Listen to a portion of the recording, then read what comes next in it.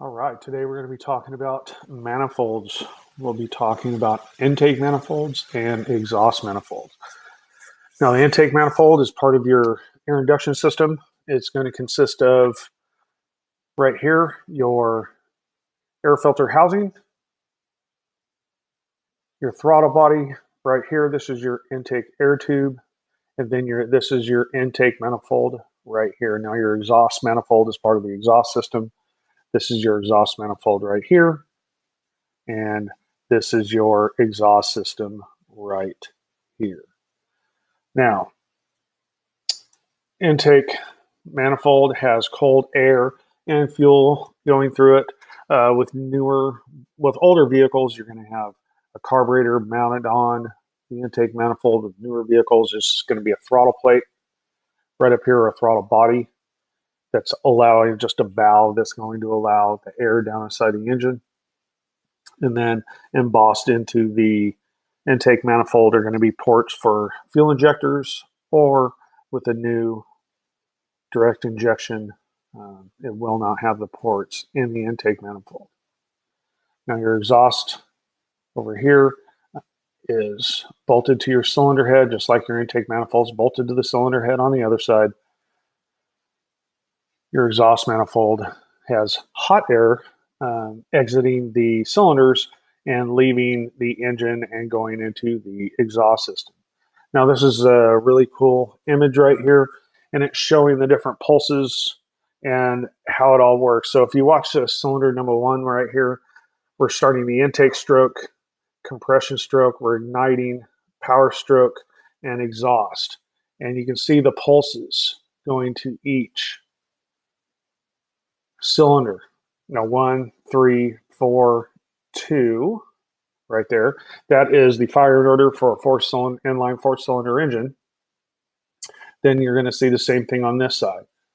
It's going to be 1, 3, 4, 2. So here comes number 1, 3, 4, and 2.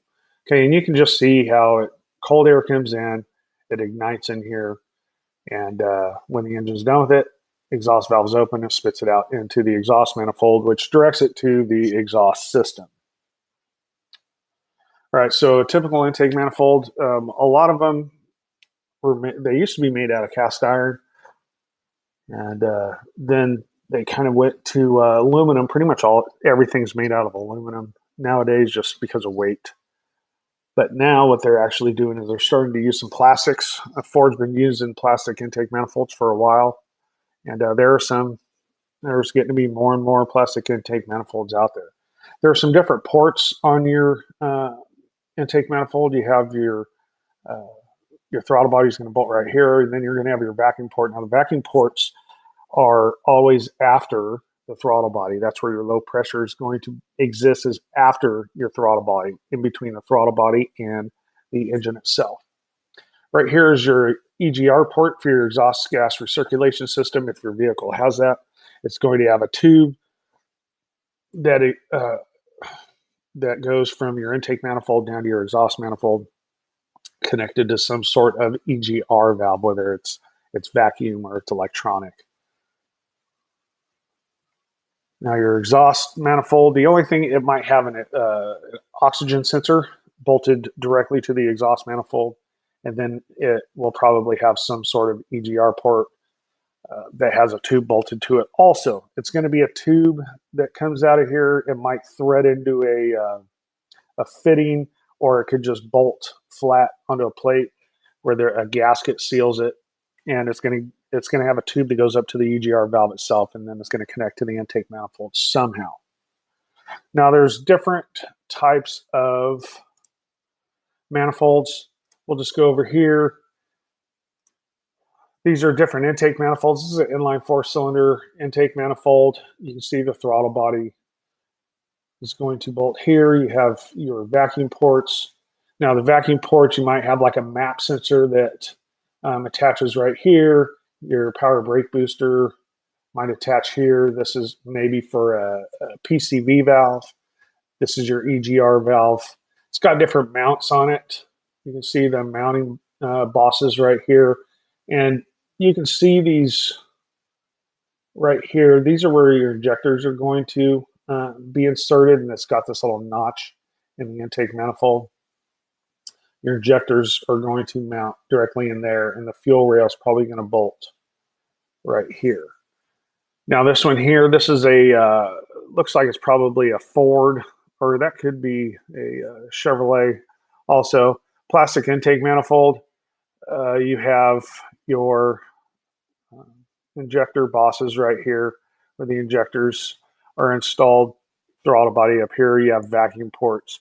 Now, like I know the Chevrolet, the LS manifolds didn't have any antifreeze going through them, but the Fords did, and Fords did have a problem when they first came out with the plastic intake manifolds, with the manifolds cracking and uh, and leaking antifreeze. I don't know if they've rectified that problem since I've been out of the business for a while, but they did have that problem. Hopefully they've fixed that problem. Maybe it had to be like a material thing.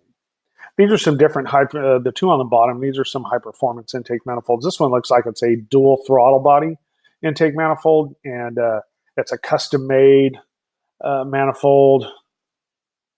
You can see the TIG welds down here. These custom intake manifolds like this can cost thousands of dollars. Just all depends on how much you want to spend.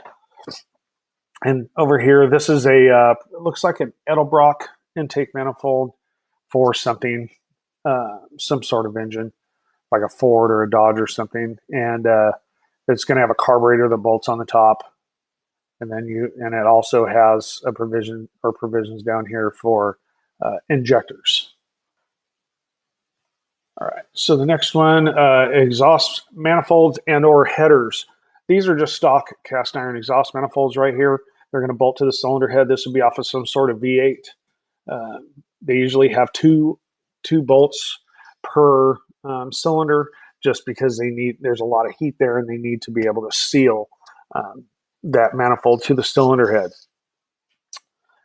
Cast iron, some cast iron manifolds will actually get hot, and they warp when you unbolt them. They actually pull in a little bit, and then you may not be able to get the bolt started again.